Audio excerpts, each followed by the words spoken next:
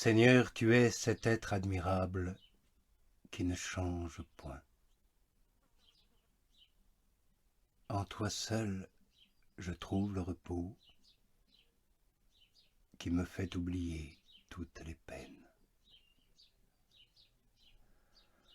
Combien versai-je de pleurs par la violence que je ressentais lorsque j'entendais chanter des hymnes et des cantiques à ta louange. En même temps que ces sons si doux et si agréables frappaient mes oreilles, ta vérité s'écoulait par eux dans mon cœur. Elles excitaient en moi des mouvements d'une dévotion extraordinaire. Elles me tiraient des larmes des yeux et me faisaient trouver du soulagement et des délices même dans ces larmes. La bouche de mon cœur s'ouvrait avec avidité vers les célestes eaux de ta sainte fontaine, de cette fontaine de vie qui est en toi-même, qui est toi-même. En m'élevant vers cette immuable félicité par les mouvements d'une affection violente. Je traversais l'une après l'autre toutes les créatures corporelles et le ciel même, d'où le soleil, la lune et les étoiles répandent leur lumière sur la terre, et j'allais toujours plus avant. J'entrais en mon âme,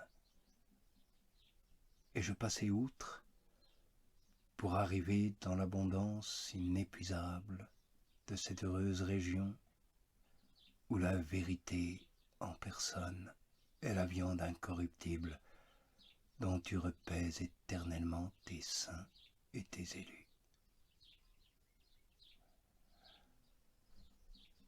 S'il se trouvait une âme qui ne fût point remplie des images de ce qui est sur la terre, sous les eaux et dans les airs, une âme qui n'eût aucune pensée ni des cieux ni d'elle-même, car si quelqu'un écoute ces réalités, elles lui diront toutes, nous ne nous sommes pas faites nous-mêmes, mais nous tenons l'être de celui qui subsiste éternellement.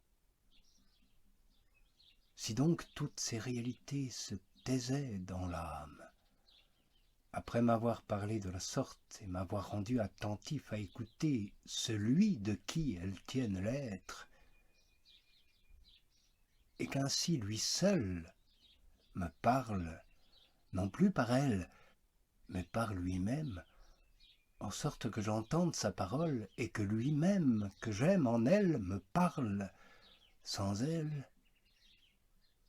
Oui, si mon âme s'élevait par le vol impétueux de la pensée jusqu'à cette sagesse éternelle qui possède un être immuable au-dessus de toute réalité, si cette sublime contemplation continuait, et que toutes les autres vues de l'esprit qui sont d'une nature entièrement différente étaient en suspens, cette contemplation seule absorberait tout entière l'âme et la comblerait infiniment d'une joie toute intérieure, toute divine, d'une joie insoupçonnée.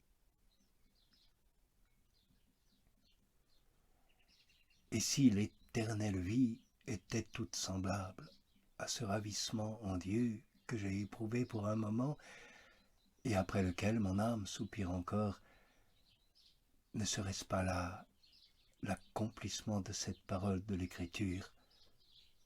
Entre dans la joie de ton Seigneur.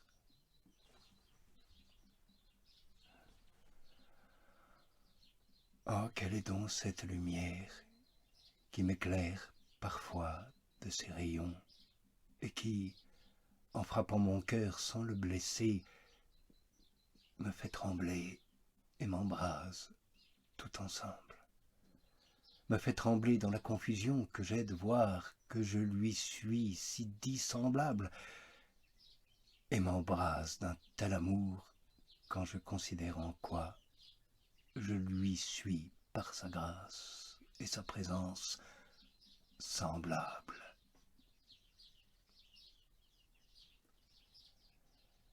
C'est la sagesse même qui m'éclaire de la sorte et qui dissipe les nuages de mon âme, lesquels me couvrent de nouveau lorsque, se détournant de cette lumière divine et rentrant dans l'obscurité, elle succombe sous le poids de ses misères. Car sa vigueur est tellement abattue dans l'extrémité où je me trouve réduit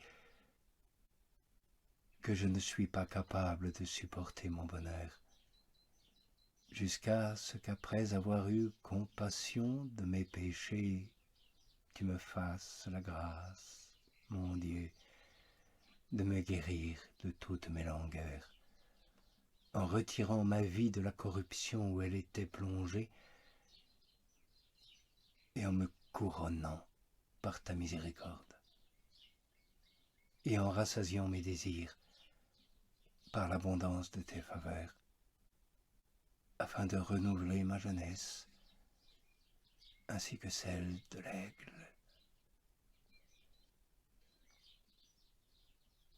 Parfois, Seigneur, tu me fais entrer dans des sentiments si extraordinaires et jouir dans le plus secret de mon âme d'une certaine douceur si grande et si merveilleuse que si tu permettais qu'elle reçût son entier accomplissement en moi, elle passerait à je ne sais quoi, qui ne serait plus cette vie, tant ce bonheur serait tout autre.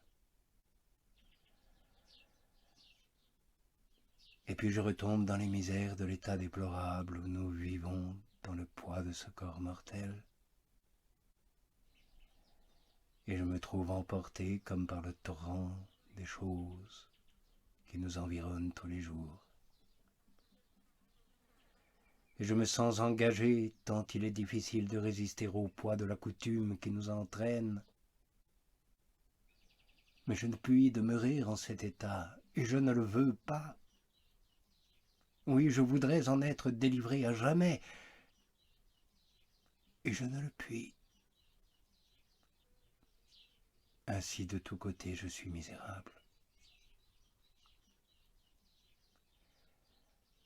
Ô admirable maison, palais étincelant de lumière, que j'ai d'amour pour tes incomparables beautés, pour ce bienheureux séjour où réside la gloire de mon Dieu, qui est tout ensemble l'ouvrier qui t'a bâti et le roi qui t'habite.